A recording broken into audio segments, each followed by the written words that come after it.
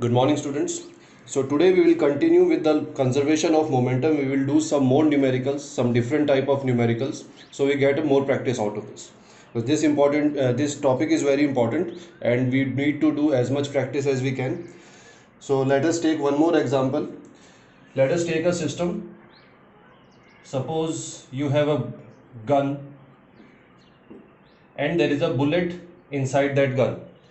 Let the mass of the gun be m1 and let the mass of the bullet be m2. Now there are two events here, there are two situations here. First situation, which I have drawn right now, is the situation when both gun and bullet are at rest. So we can say that velocity of gun u1 and velocity of bullet u2, both initial velocities will be equal to 0 because both of them are at rest. Now suppose the gun is fired. Now when the gun is fired, this bullet will come out of it, and now it is converted into two systems. Now we have, instead of single system, we have two systems, a gun and bullet, because bullet has separated from the gun.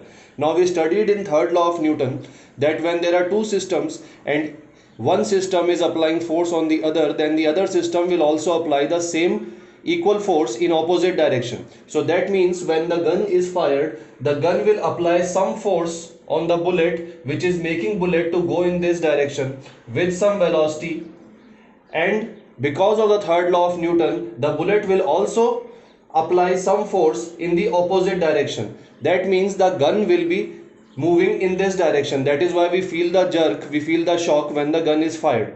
This is called recoil. The force applied by the bullet on the gun, due to which the gun moves in this direction, is called recoil. Okay, so if we have m2 as mass of the bullet, m1 as mass of the gun, and their initial velocities are 0, then after firing, let the mass of bullet same m2 and velocity, final velocity v2, and mass of the gun is again same m1, but its velocity v1 is in this direction, opposite direction, because of recoil. Okay, so in that case, this will be our equation of conservation of momentum.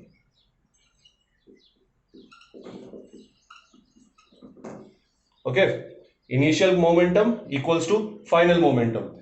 Now if suppose we have some values, suppose the mass of the bullet, let it be m2, let the mass of the bullet be 20 grams. So if 20 grams, we have to convert it into kilograms because of the SI units. So it will be 0.02 kg.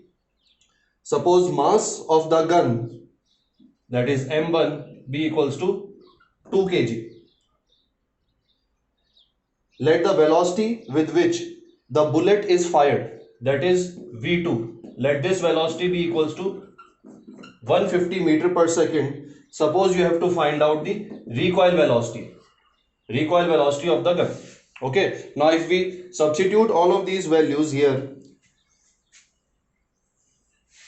then we will have mass of the gun 2 kg into 0, because initial velocities are 0, also 0.02 into 0. So the left hand side of the equation will be equal to 0, equals to right hand side m1, that is 2 kg into v1, plus m2, which is 0.2 kg into v2 is 150 meter per second. So this will be our equation. So 0 equals to 2v1 plus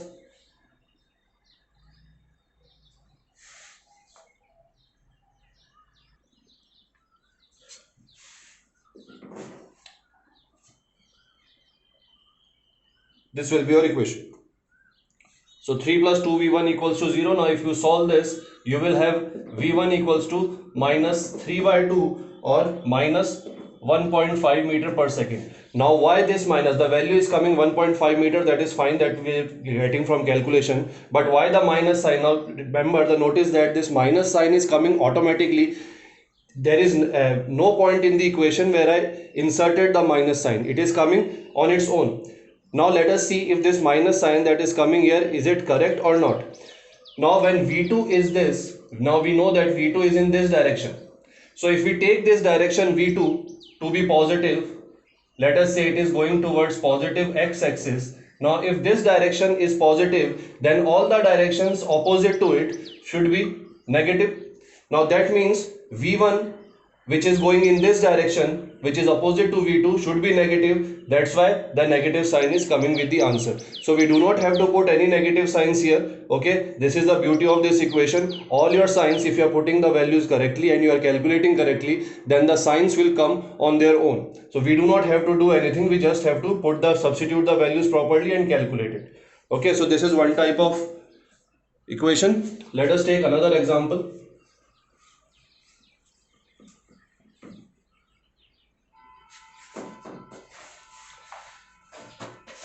Let us say that there are two balls of mass.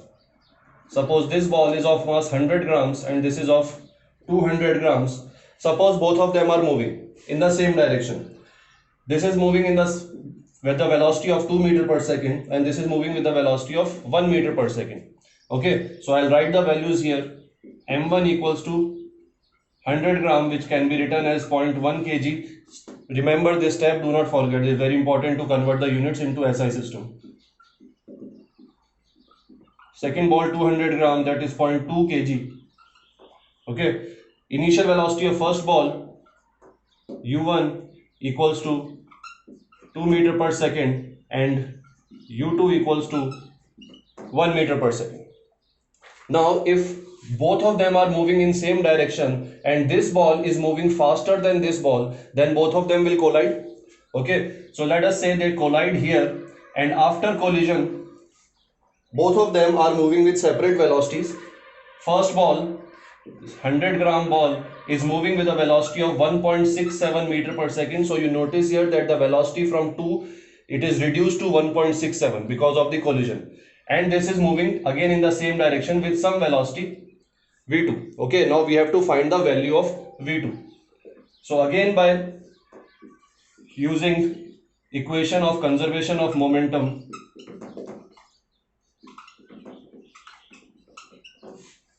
substituting the values, M1 is 0.1 into 2 plus 0.2 into 1 equals to 0.1 into 1.67 plus 0.2 into V2. Okay, now you solve this equation for V2, you will find that the value of V2 is 1.165 meter per second. Now you see that the velocity, this value is not negative like in previous example. Why is it not negative? Because throughout the journey both of the balls are moving in the same direction. This ball collided with this ball and both of them moved in same direction, so there is no opposite sign of the quantities. Thank you.